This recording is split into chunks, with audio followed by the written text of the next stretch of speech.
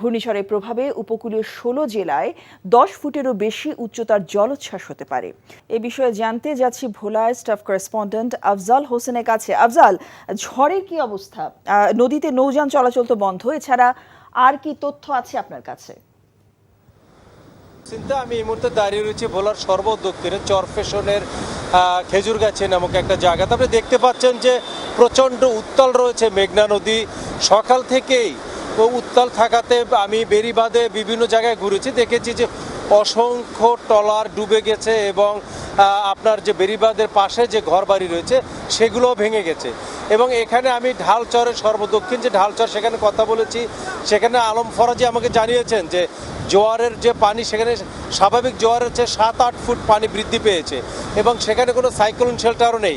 একই অবস্থা জসিন্তা বিভিন্ন চরাঞ্চলে এবং খুবই ভয়াবহ অবস্থা ভোলার এবং প্রচণ্ড বাতাস, সেই সাথে বৃষ্টি।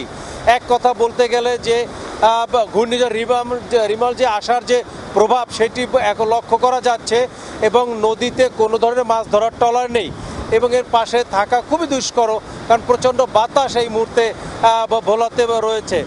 এছাড়া ভোলার যে পরিবেশ পরিস্থিতি সেখানে আমি দেখেছি বেশ কিছু সাইক্লোন শেল্টারে গিয়েছি, সাইক্লোন শেল্টারগুলো তো ফাঁকা রয়েছে, কোনো মানুষ সাইক্লোন শেল্টারে যায়নি।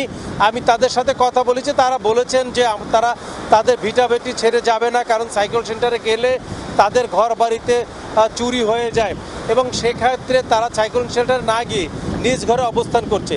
একই সাথে আমি বেশ কয়েকটি গুচ্ছ গ্রামে ঘুরেছি, সেগুলো প্লাবিত হয়েছে, হাঁটু সমান পানিতে প্লাবিত হয়েছে এবং আমি পানি উন্নয়ন বোর্ডের নির্বাহী প্রকৌশলীর সাথে কথা বলেছি। তিনি বলেছেন যে ভোলার যে বাঁধ রয়েছে আর ৩-৪ ফুট পানি বৃদ্ধি পেলে ভোলার সেই বাঁধ প্লাবিত হয়ে আপনার পানি ঢুকবে ভোলাতে। তো জসিন্তা, এই ছিল ভোলা থেকে সর্বশেষ খবর।